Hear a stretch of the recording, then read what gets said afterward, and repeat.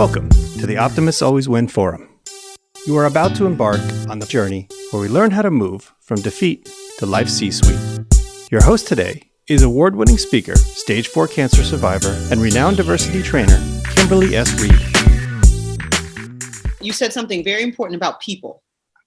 I talk about, we don't talk about this today, but I talk about in the book, which is one of the discouragement eliminators, is know your kryptonite, right?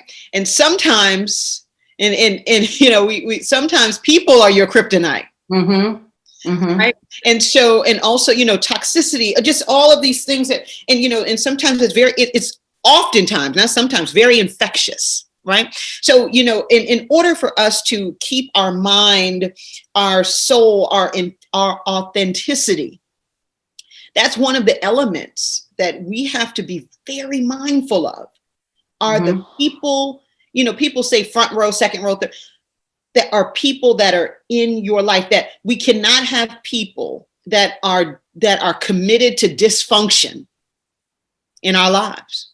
Right? We just can't, because we cannot pivot through optimism with those types of people. But I will tell you too, Lauren, in corporate, I worked, as I mentioned, I worked for some of the most influential companies in the world, global companies in the world.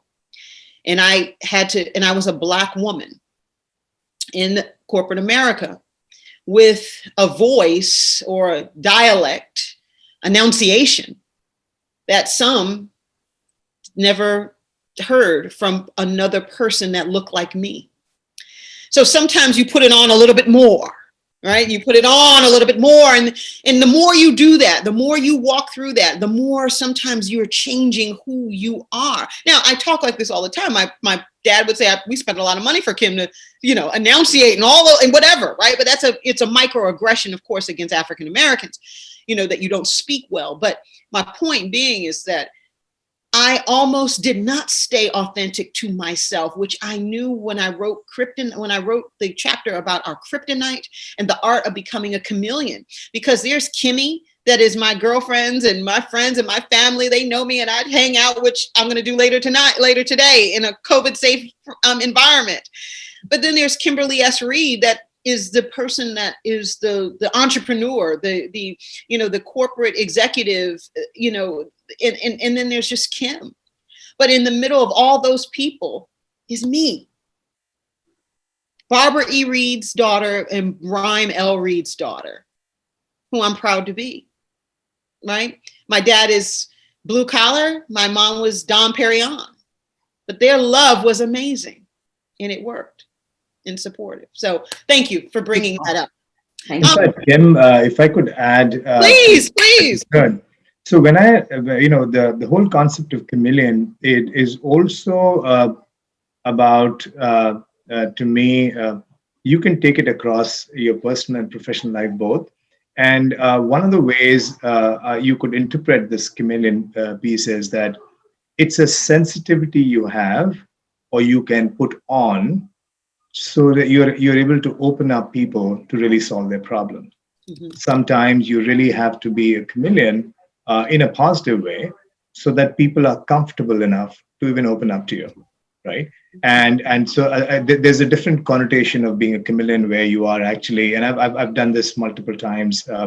I still do it as we build Cloud Sufi, as much as we with our customers and employees, we are trying to.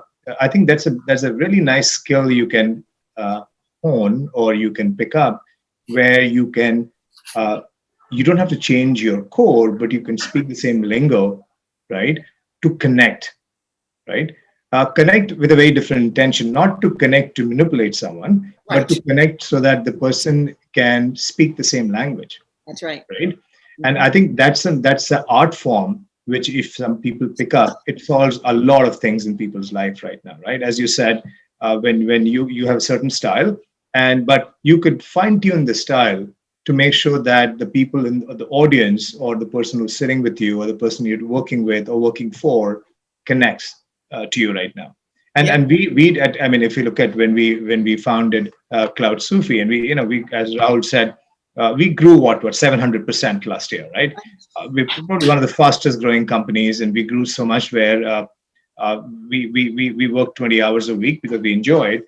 But one of the core values I had to put together when we were sitting together and doing that right now. So passion is one, Yeah. right? And we're saying that, committed in heart and head. That's all.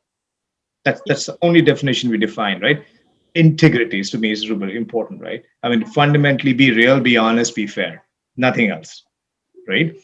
Empathy was a common thing which we sat together in the management team saying we got to put something right now, and we got the best of breeds from the world who could put this company together. And we just said, and I love what they said, that business is not B2B or B2C, it's edge to edge, it's humans to humans. That's right. That's right. And I think, and if you look at all of them, and of course the fourth one being boldness, I'm just saying, just courage to think and do things differently. Yeah. Just be yourself. Yes. So that you could be a chameleon, and in a way where you're not really manipulating people, because there's a connotation to chameleon too, right? But you really understand the fact that you're trying to connect. A part of it is like just being open so that the other person opens up right now. I think those things could be a very strong interpretation. And I would say people who are reading it, especially the readers, they should not take chameleon as a negative connotation, but it's connotation we're saying it's actually pretty sensitive to be chameleon. Yes, no question about it. No question about it. And chameleon changes colors to protect themselves. Right. You have to understand. Yes. They don't change colors to hunt. Right. They change colors to protect and hunt, but protection is the first thing. Yeah. Right. So it's once you understand the connotation, it becomes it's a very, very strategic tool in business and personal life. No question about it. No. And I like. Go ahead, Janelle. No, please. Oh, I really like this analogy with the chameleon, because we also think about this is how we grow and develop as people. We were talking about children earlier. Very often children are chameleons to blend in, to feel protected and safe.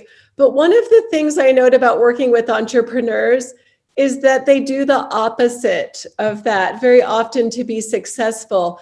Being aware of our environment, get the context, and then choose to be exceptional to that. Mm-hmm. And so I think once you have the safety and confidence, that you can then make a choice to stand out, to be bold and to be bright, knowing that it's your chance of being exceptional in that environment. And it's powerful. Yeah, no question about it.